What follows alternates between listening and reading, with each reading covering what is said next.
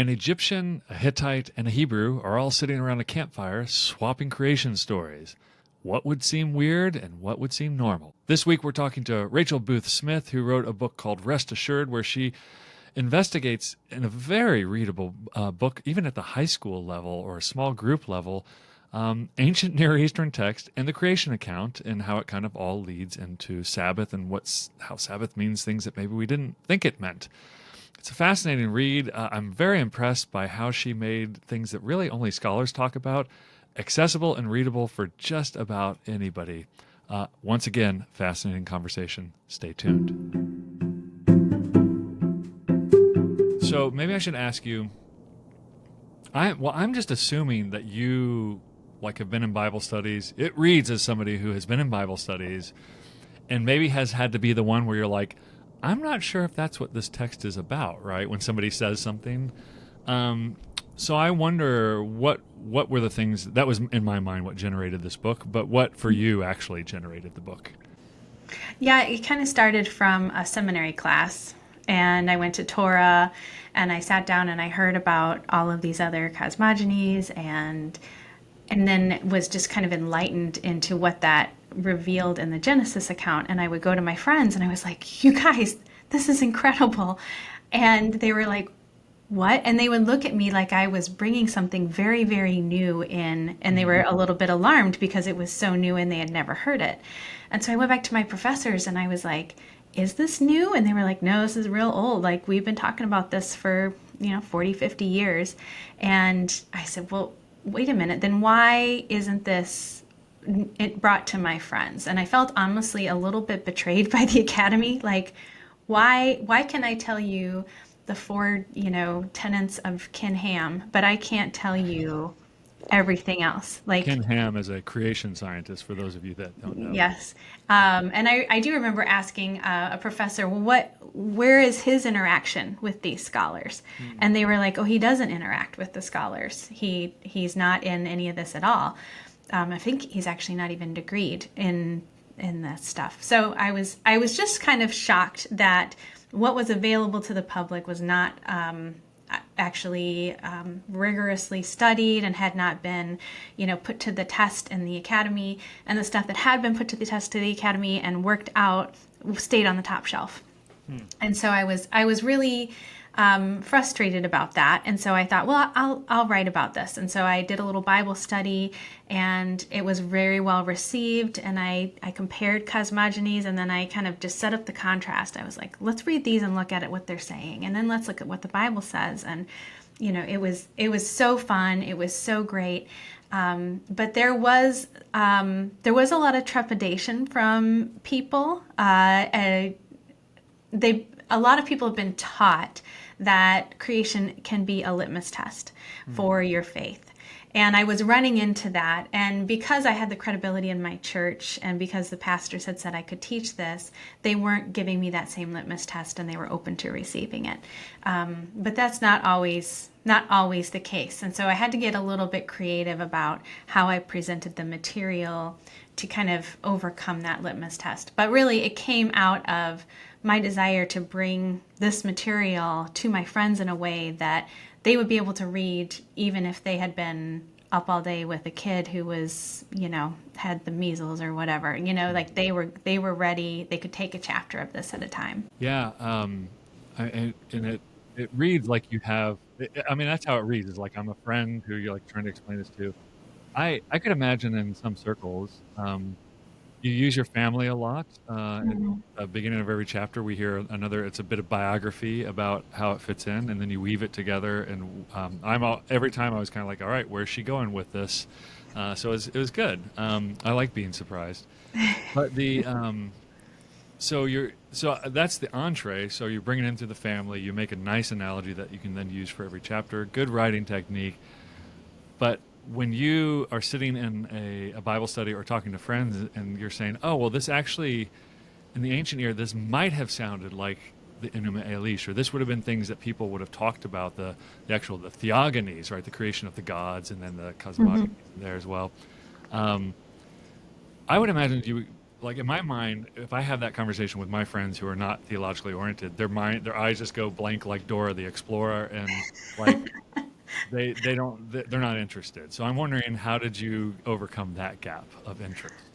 One way I tell it that seems to work is I say, imagine a campfire of different backgrounds, and I think there's some pastoral nomads, so I think it's fair to picture this happening, even if we don't have a record of it. But imagine, the Hittite sitting there, and then you've got the Egyptian there, and you've got Joe Hebrew here, and you've got this whole campfire of these guys sitting around and they're looking up at the stars, and somebody says, tell me your story. Tell me how it happened. What do you think it was? And, you'd hear one guy's story, and then you hear another guy's story, and then you hear the Hebrew story and the Jewish story. And as he would tell it, I say, sometimes I think that the campfire would get very upset. And sometimes I think the campfire would be like, oh, okay. And they would say, this is falling into the rhythm of what we understand. They would sit back relaxed. And sometimes they might get up and leave. And sometimes it's offensive. Sometimes it's beautiful and beyond compare. And so when the campfire gets animated, that's when we want to lean in and be like, And that has developed interest. People are like, oh, that sounds interesting. I can understand that. Yeah. Could we also throw the American fundamentalist evangelical, which I am loosely related with that tradition?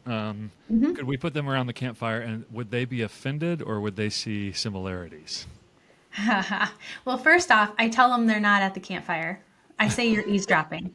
You're not invited. Yeah. I call it holy eavesdropping. I say, we're listening in on a conversation that was happening.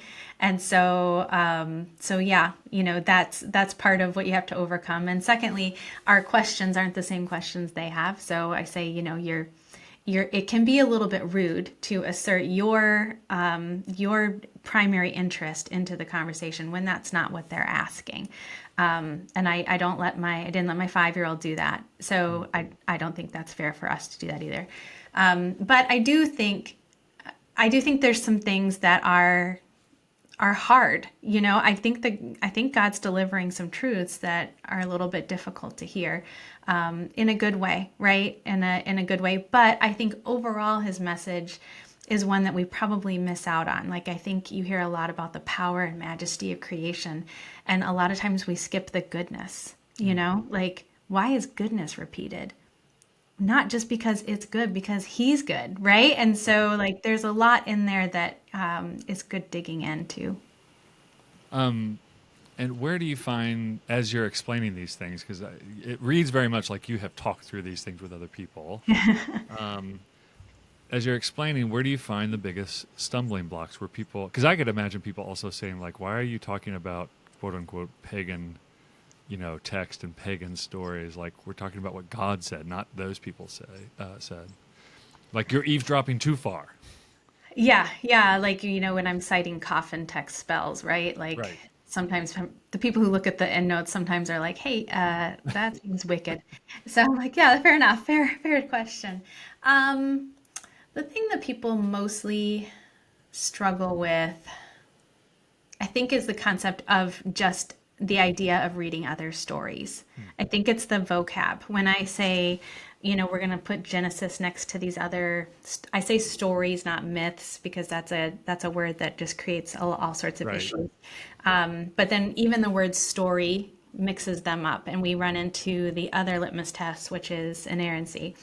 And I try to avoid that by saying, we tell the story of Jacob, right? We believe that happened, but the word story I'm using in that way, and that helps. But that's probably, you're right. Like, when comparing it to other texts, they say, but ours is true. I say, yeah, it is true. And what is it communicating? It's using this style. It's like the style of a Western, right? Like, they're using that style to tell you something very specific. Let's lean into the style. So. Hey there, if you've benefited from this content at all, please hit the like and subscribe, or subscribe and like, one of those or both of them together on this video. It helps us tremendously with the math algorithm nerd monsters. Yeah. Okay. So I'm going to drag you into my corner so I can beat you up a little bit right Oh, now. So here we are go. you Let ready? me get a drink of water. Yeah. Well, you have a whole chapter on genre, right? And the one Mhm. I might have missed it, right? Because I was reading quickly, but the one genre note you didn't mention was that you have Toledot in there. These are the generations of in the creation, and everywhere else that clearly refers to genetic or genealogical descent. Mhm. But you didn't seem to count that as part of the genre equation in Genesis 1. I No. Not every book can do everything. You can't include everybody's opinions, right? But I did wonder, where do you place that genealogical note about creation? I don't. I haven't thought to. You're like, never I'm thought gonna go about it for a limp second. fish in that corner. I Yeah. don't. I'll cry foul. I don't have any great thoughts on that or interpretations. I kind of just left it alone, Okay. like a.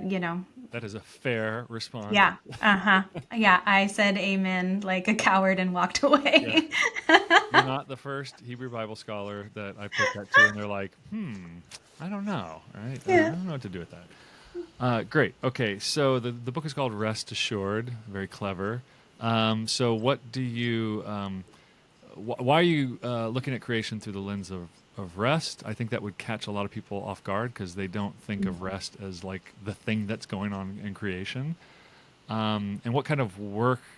Well, I'll let you say why the lens of rest, and we can talk about what work that metaphor does for you.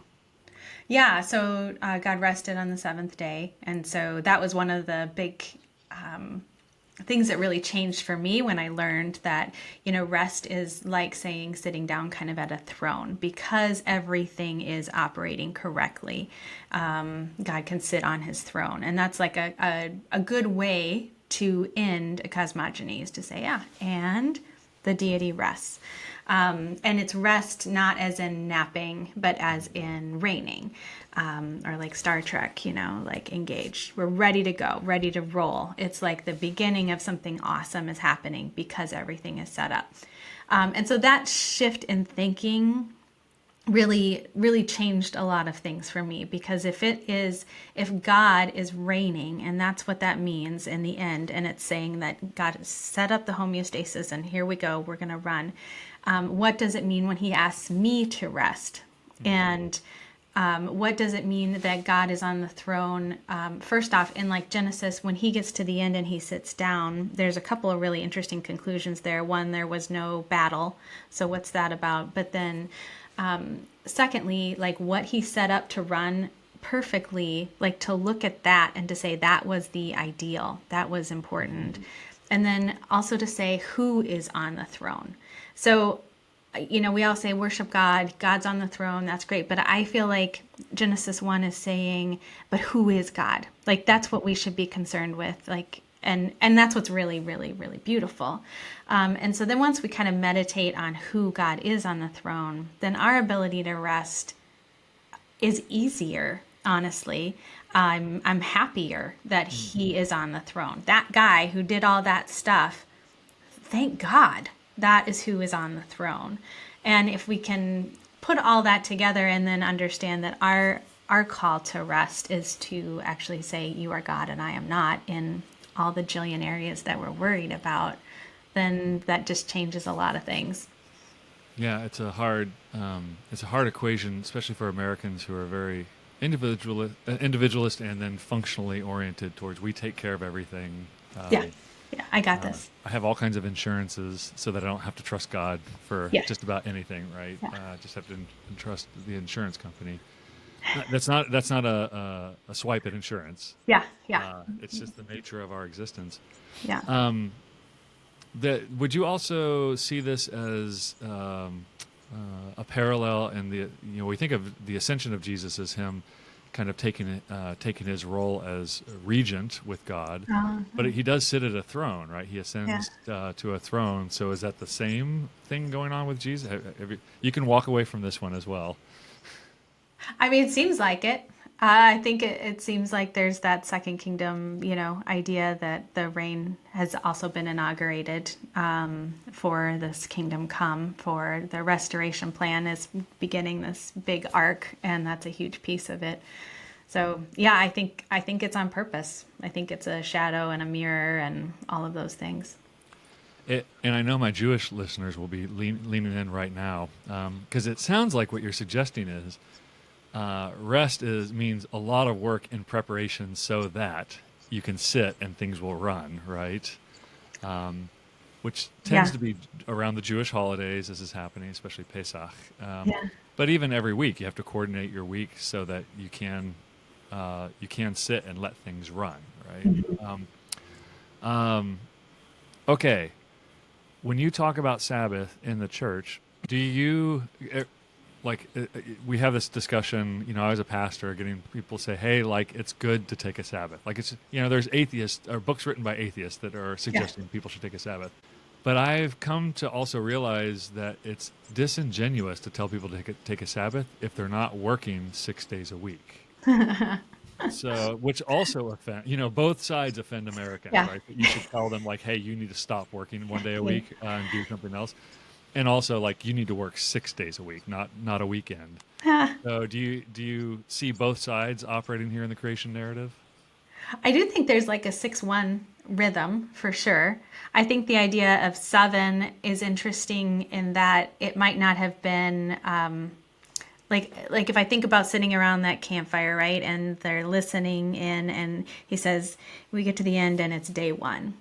Like I feel like the campfire would lean in and be like, how many days are we going? Right? Because seven was really special. Seven meant something really interesting was happening. It was kind of a combination of sacred and lovely. Like seven meant something. And so when they get to day two, and then three, and then four, like I feel like the campfire would be like, how many are we going to? Right. Like that's really fun.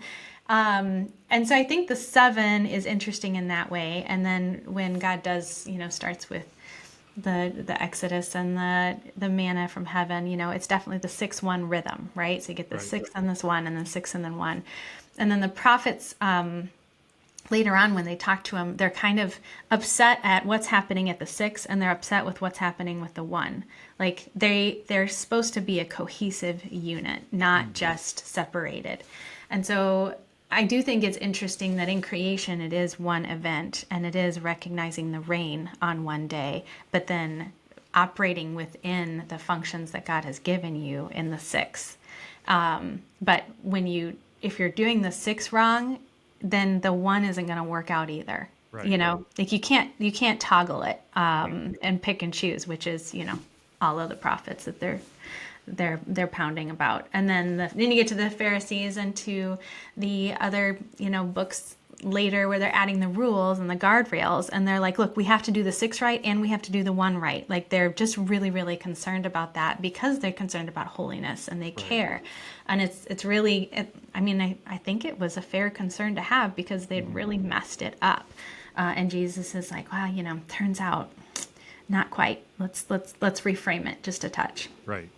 And like so many things with the Pharisees, he both affirms their desire to be holy and to establish traditions of holiness where there's a lot of improvisation needed, but then chastises them for doing that and not taking on the weightier matters of the law and integrating those, right? So it's part of Jesus' shtick as a prophet. When I was, this is probably 12, 13 years ago when I was working on this book on ritual thinking within the biblical text, it was for the first time in my life I went through the prophets and it stood out to me. Wow, they talk about Sabbath a lot. Right? It might be one of the most talked about recurring topics Wow. across the prophets, and to the point where you get to Isaiah and it's like eunuchs and foreign people who keep my Sabbaths will have a greater inheritance in the new heavens and new earth, right? And you're like, well, that was surprising. The one that keeps Yeah. the Sabbath, you thought it'd be keep the Torah. It might even be shorthand for keeping the Torah, right? The justice Sure. of the land. So I think it is a bit surprising. I wonder functionally how you view in a Christian life. I know people are going to take very different stances and strong and weaker on this, but like, what does Sabbath look like in the weekly Christian life for you? I mean, You don't have to for prescribe anything. yeah, for me personally, if I can get to the end of a Sabbath and realize you are God and I am not, I feel like that was a win. Like I feel like it's about reorienting my kingdom to his kingdom. And there's just this subtle misunderstanding that grows in my 6 days into my kingdom, my schedule, even my things I want to do for Jesus, right? Like I just build myself a house every stinking week. I can't seem to help it. And the seventh day, whatever guardrails you need to set up for yourself, I think it's getting to the spot where you aren't doing or building your own set of things. And so sometimes, that can look like rest. Sometimes that can look like family time. Sometimes that looks like preparing in the 6 so that you can take the 1 off. I think that one's different for everyone, and I'd be pretty hesitant to prescribe that. Because, in your reading about Sabbath, you probably saw there's like hardly any words about it. Like keep it, and you're like, how? And there is just hardly a stinking thing. Like there's hardly any rules around it. And I think that's on purpose. I think that's so that we recognize the King, like specifically. I think going to church is like the very best way to celebrate Sabbath, because that is absolutely that heart orientation shift that happens there. And so that would be my number one. Like if I had to give somebody something, I would say go 1 day a week and make sure you mark that one day and start it at least, Now, some people will get very particular about go 1 day a week. They'll say, no, the Sabbath is the Sabbath. I mean, there's a Jewish tradition of the eternal Sabbath that, all years are marked off in actual metaphysical time and space. So I take it you're not a Friday to Saturday, sundown to sundown Sabbath person. No, I don't see a ton of reason personally for me to adhere to the strict timeline of that. I think it's a lot more about the principle than the thing. And I think Jesus does that too when he's, he actually intentionally does a lot of healing miracles on the Sabbath. And I think that's partly because he's declaring his kingship, but he's telling them, I'm doing this restorative act. I'm trying to pull us back and forward into what he designed it to look like. So of course he can do that. The King can do that. In particular, he should do that on Sunday. That's who he is. Yeah, so even there, and you're right, I mean, Sabbath is almost an entirely improvised ritual, right? It's like a set-aside day, but there's no direction. So it makes sense that if the Pharisees and the people who cared about following the Torah were going to fight about anything, it was going to be the Sabbath, because that, like, you get nothing. You get almost nothing, right? Mm-hmm. You don't get much more with baptism or communion either. There's a ton of improvisation with both of those. So I wonder what role. So looking back at creation, you put Sabbath or the resting of God as kind of his enthronement, his kingdom, and going back to your comment that you kind of casually threw in there, which I thought was kind of mind blowing, is that if you're a Hebrew hearing this story, or anybody else, you are thinking, wait, how many days is this going to go? So how do you? What do you think is the significance of the breaking up of a week like that? My friend Josh Berman, he casually blew my mind with this statement. He goes, "Oh, months, days, years are all lunar and solar. Like they're all directly referenced off of some celestial event. There is no such 7-day anything in creation, right? It's a completely artificial thing. So." Yeah. How does that fit within the ancient Near East? Would that blow their minds, or they'd be like, "Oh yeah, everybody does 7-day weeks"? I don't know about the 7-day weeks. I know they did I don't know how they did time. I know they did ritual. And I guess when I was studying it and looking it up, I just started looking up what's like a priestess installation. What is, a dedication for a temple or a shrine and just kind of started reading through that. There was one that was like a love letter that I found, and he was like, I love you 7 ways. Let me count them, and he was like jumping on the 7 theme. And so I didn't necessarily look at like the days, like the marking of the days, but more like why did he pick 7? Like what would 7 have triggered for them in their mind? And I think it would have triggered like special and holy and sacred and and intentional, like marked out, right? So that was, I don't know, that I thought that was really fun to think about the campfire, you know? Yeah. Of how various people would have heard that, like, oh, Yeah. talking about something marked out. Yeah, I don't know any other days marked out like that. I've read all the creation ones I can get a hold of, and nobody else is very intentional with the days thing is kind of unique in Genesis, and so that's something worth noting, right? When they start off without a battle or without a a conflict, there's always chaos, but when he starts it with the chaos and the day, right? Like, that's fascinating. I've just had a thought. I'm going to look it up right now. Yeah. Utnapishtim in the flood narrative, I think, is it 7 or 9 days? No, it's 7 days of the flood in the And where? Gilgamesh. This is the Oh, Gilgamesh tablet 11, if I remember correctly, the Utnapishtim narrative. So he is 7 okay. days rather than 40 days of rain and then 100 whatever days is in The the flood. seven's interesting for that. Yeah, Huh.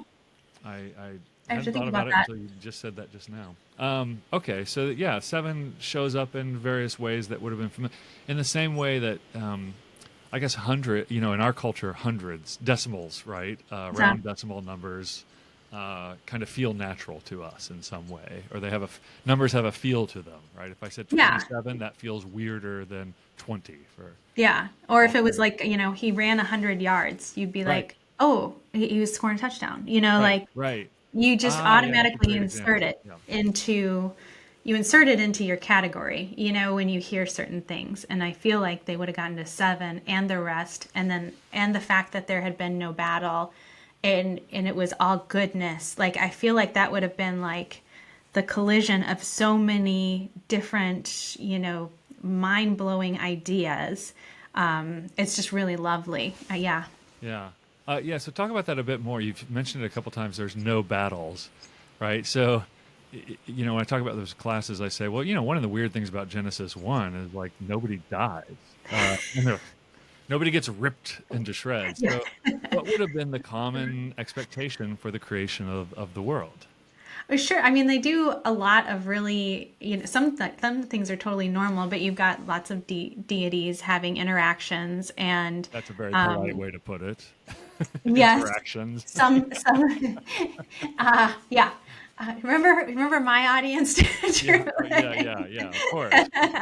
Various interactions, They miscellaneous. are quite obscene, Yeah, honestly. yeah, They would definitely be banned from the school library. yeah. But they fight a lot. They politic. There's sex. There's different people vying for attention. There's good advisors. There's bad advisors. There's like compromise. There's really interesting. It actually looks a whole lot like the world today. Like if you were going to think about any sort of government, and even the ones that we really admire, there's all of these things that are involved. And some of them are really good. Like the good advisors. Like you want that in Right. your story. And then sometimes or oftentimes there's a collision, and then whoever wins the battle is kind of the deity that sits at rest, and that's the deity that they're claiming, and that's the deity that's their head honcho that is in charge of their city or the way they run things. And so when God has this whole story, and there is the us, in the beginning, but generally it's just God doing it, and it's all goodness, and there's no advisors whispering in his ear. There's nothing else happening, right? There's no sex, there's no violence, there's no politicking. It's just these solo decisions that are good, and then he rests, and that's it. Like that's insane. And as I was kind of meditating on Insane it, for the ancient Near Eastern ear, right? insane for my ear. Okay. Like I have no concept of a power that holds such incredible might with goodness and without any threat. Like I don't know. I don't think I've encountered anything that happens that way. Yeah, Like that's a great any point. place that is run with that kind of power. I've never seen it. And so because I was trying to make an analogy for it, and I thought, I don't have one. I don't have a place. I don't have a place to put this. There's no natural analogy to it. Yeah. There really isn't, and I really love that. Yeah. And I think it's supposed to be that way. I think that's one of the things that's supposed to kind of blow our minds a little bit too. Still, I have not found even the best king, even the best authority figure. There is always a threat. There is always a need for advisors. Like our humanity just makes this one impossible. And it's what makes God God. And then when I think about that again, we get to this point where I'm like, oh, thank God he's on the throne. I can trust him better than I can trust really anything else. And so, yeah, I just love that there's no threat, and he holds all of that power without any, I don't know, just so like casually and carefully. I don't know. How do you describe that? And I think I'm filtering my Jewish friends' minds here as well. Oh, great. I think they would push back and say, Great. creation, yes, but pretty quickly with Israel, it is, and I'm going to kill all y'all if you keep doing this, right? So there definitely is, but that is also, if you think, why is he? What's this? In that statement, it's if you're exploiting the poor, like if you're doing what we consider pretty horrible things today as well. Yes. Yeah, there is the way you treat each other, right? Yeah. Like he will just eventually, as his image bearers, you have to stop. Yeah. Like, and that he just doesn't let you reflect him and continue in that forever. Yeah. Also, thank God. That's a great point. Also, you mentioned in the book this, I think, correct me if I'm wrong, but I'm thinking across the text, this is the first time we ever see a God who is just treating things in the world as objects. Like the sun is an object, the moon is an object. And it's not the body of a God that's been ripped in half and stuck up there to light the sky. I wonder what that does for our view of the power of God as well. Yeah, and I think the campfire would have been pretty pissed on that one. Yeah. Like, I think that might have been a walk away moment. Like you might have lost your audience a little bit with. I think the sun as a greater light. I think that was very offensive, because the sun was in charge of a lot, and so I think when God is making that a lesser light and claiming all of the attributes that the sun was responsible for, like justice and like. I don't know. That one I think would have sent everyone pretty pissed. But yeah, he pretty much is like, yeah, it's kind of a Roomba, dudes. Like I turn it on, I move it, it does what I want. Like Goes across the sky. it goes across, it does Yeah. its thing. Especially later Egyptian accounts where it's Atum Ra, right? And Yeah. you have this whole narrative going on with where it goes after it goes Huge. down, and Yeah, it's a big deal. Like I think I say it's a big dog deal. Like the sun was one you really don't mess with. yeah, It was touch and lightning on that. So which is what makes it so darn depressing when David sets up cavalry who worship the god of the sun, right? yeah. And you're like, oh man, you Yeah. went there. Yeah, well, and I make the point, I was like, God wasn't delivering, we have the campfire where they're sharing, right? But this Genesis was for the Israelites. Like, it was a message to them, and they did not take it. Like, they were ready to toss it. Yeah. They did the sun god thing, and it's one of the other points I make in the book. I think as in our culture, we pick or choose our religion, and I think it's important to note the Israelites just added, like they didn't say, oh, I'm going to worship the sun god instead of Yahweh. They were like, oh, this is a sweet addition that has got to be helpful for us because look at it, the thing is so powerful. Like they Rule of weren't. duct tape, as they call that in the military. Like if one time around we'll hold it nicely, 20 times around we'll hold it even better. So Exactly. one God, great. 3 more, let's put them on. Put them in, suck them in. Yeah, Yeah. that's awesome. I like that. Well, as I was telling you before we recorded, I think this is the first book I've ever read where somebody in a kind of a delightful and very easy to understand way sews together ancient Near Eastern literature. The only other book I know where this is done really well, I hope I'm not offending any of my colleagues, is Jerry Unterman's Justice for All, where he does kind of an analysis of the issue of justice in the ancient Near East. But even that's more academic. This, like, I could hand this to anybody and they could read it. So it's exciting. So all of you who have been asking the Center for Hebraic Thought, like, where's the book I can hand my mom or my uncle, or to help start thinking about Israel as a member of the ancient Near East, but as distinct in these various ways, the campfire distinctions that would be made there. I think this would be certainly one of the first books you could hand somebody and see how much they like it or hate it. Yeah, thank you. Because I can imagine some people going like, I don't need to know that stuff. Yeah. But I think you've made the case that, like, actually this really does kind of enhance. I think it's important also to say, like, look, we've only known this stuff for 5 generations of scholarship. So it's not like Christians before us who didn't know any Akkadian or Ugaritic didn't understand the creation account, right? Yeah. But this illuminates all kinds of things that so we're like in this privileged position where we can read what you've put together here and see things that maybe previous Christians couldn't, because we're privileged to be in this point of history. Yeah, it's pretty unique and fantastic, right? Like, how great to have at our fingertips all of this stuff that, linguists and archaeologists and everyone, they've done so much work, just really good work, and it's just sitting there ready for us to pluck. So I'm really, really thankful. And we should say your brother is actually a Hebraist and ancient Near Eastern scholar, so you had a cheat code there that you could just, like, email your brother and get clarifications. I did. I enlisted his daughter. She was 6 at the time, to draw a picture in there of, like, I talked about when kids do self-portraits, they're telling you about their world. Like, your kindergartner comes home and you see, oh, why are they in the corner? Like, why did they draw themselves over there? They're, like, telling on themselves, right? How they viewed the world. And so I had my niece draw a picture of what would the ancient Near Eastern little girl have drawn? How would she have seen her world? Wait, and those so, are the ones that were in the book? Yeah. She's so sick. Those are really good drawings. I know, she's fantastic. Okay. Her mom's pretty good at art and stuff as impressive. well. Yeah, so my niece Lucy drew, this is what the ancient Near Eastern world would look like. But that was nice to have in clutch, that Scott, my brother, I don't know if he answered all my calls because I'm his sister, or if he just felt obligated. But either way, I was so thankful for him.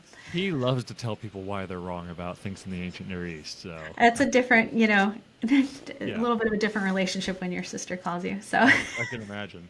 I think he's a little gentler to me. Well, Rachel Smith, thank you for and I want to get the name of the book correctly. Rest Assured, What the Creation Story Was Intended to Reveal About Trusting God. Thank you for your wisdom.